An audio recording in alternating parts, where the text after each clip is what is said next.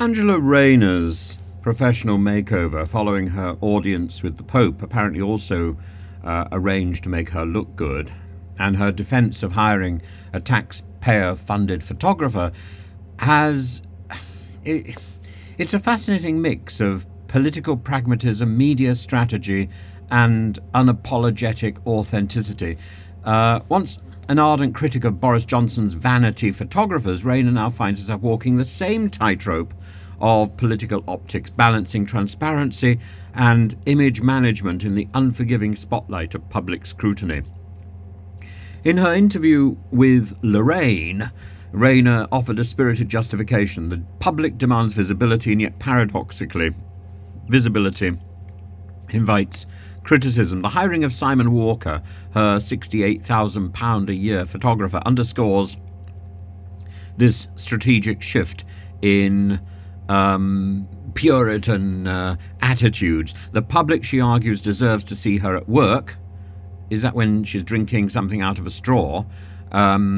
Whether that's standing in for Keir Starmer at PMQs, sipping whiskey at the Johnny Walker Experience, or meeting workers and business leaders. However, critics are quick to note the irony of a politician once lambasting vanity photography is now embracing it, albeit couched as a departmental communications expense. Rayner's defence of her DJ booth photos and her choice to embrace her working class roots highlight her insistence on authenticity, so I don't quite understand how this is authentic. She candidly acknowledges the pressure to conform, to change her accent, tone down her personality, dress differently to fit Westminster's mould. All of that, I would entirely agree, needs to be challenged, yet she's consciously chosen to remain true to herself. Great, as she puts it, what you see is who I am, good and bad. Great. So why the vanity photographer? This personal brand of relatable authenticity contrasts sharply with the calculated, often aloof personas projected by some of her contemporaries. While her critics might scoff at the supposed frivolity of her whiskey-tasting photo ops, I do, supporters might argue that such moments humanise her, making her more relatable to voters who value substance paired with personality. I don't remotely mind her whiskey tasting photo ops as long as we're not paying for them. Rayner's reflections on the slow grind of government bureaucracy also provide a glimpse into her frustration with the machinery of power. Her desire to cut through red tape and deliver tangible change speaks to a wider struggle faced by politicians seeking to balance ambition with the constraints of institutional process.